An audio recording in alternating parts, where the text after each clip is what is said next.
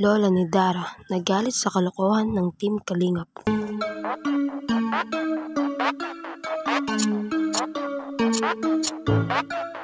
Sukidesu. Nagpunta sila Kuya Rab sa bahay nila Dara. Sa pagpasok pa lang nila Kuya Rab sa bahay nito ay damamo na talaga ang respeto at galang ni Dara sa kanila. Dahil ang pagmamano sa nakatatanda ay isang malaking paggalang. Buti nga nagpa-bless si Kuya Rab eh. Yung iba kasi ayaw magpa-bless dahil mabilis daw silang tatanda. Kinamusta ni Kuya Rab ang lola ni Dara. At dito nga'y sa usapan nabanggit na pinagluto pala sila ng saging ni Lola at tuwang-tuwa naman si Kuya Rab.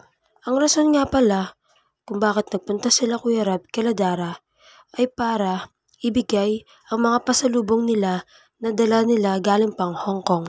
Nagpasalamat naman si Dara sa lahat ng mga nagbigay dito. Sa paglilibot ni Kuya Rab sa bahay nila Dara ay grabe. Kung anong linis ng kala Rose Ann ay ganoon din kala Dara. Tuwang-tuwa si Kuya Rab at inaalagaan talaga nila ang kanyang munting pabahay. At ito na nga, nagkaroon pa ng isang paligsahan kila Dara. Isang paligsahan kung sino ang pipiliin ni Dara na maka-love team. Grabe ang effort na ginawa nila. May nagbigay ng banat, may nag-ala Fernando po, may sumayaw, may kumanta. Tuwang-tuwa naman itong si Dara. Pero sa huli ay wala siyang pinili. Kaya sad ang tatlo. Mga kuya, matatanda na po kayo.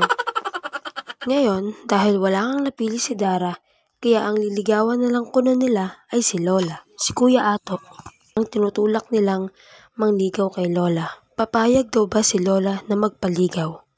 At nagalit ang matanda dito.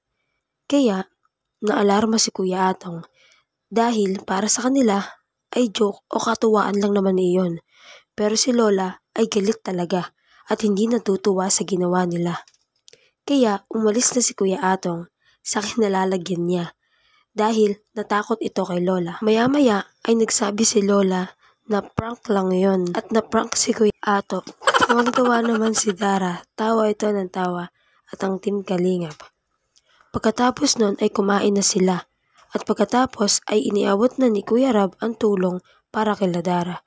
Nagpasalamat naman si Dara sa lahat ng tumulong at kay Kuya Rab. Ang reaction ko sa episode na ito ay magloko ka na sa lasing, wag lang kay Lola.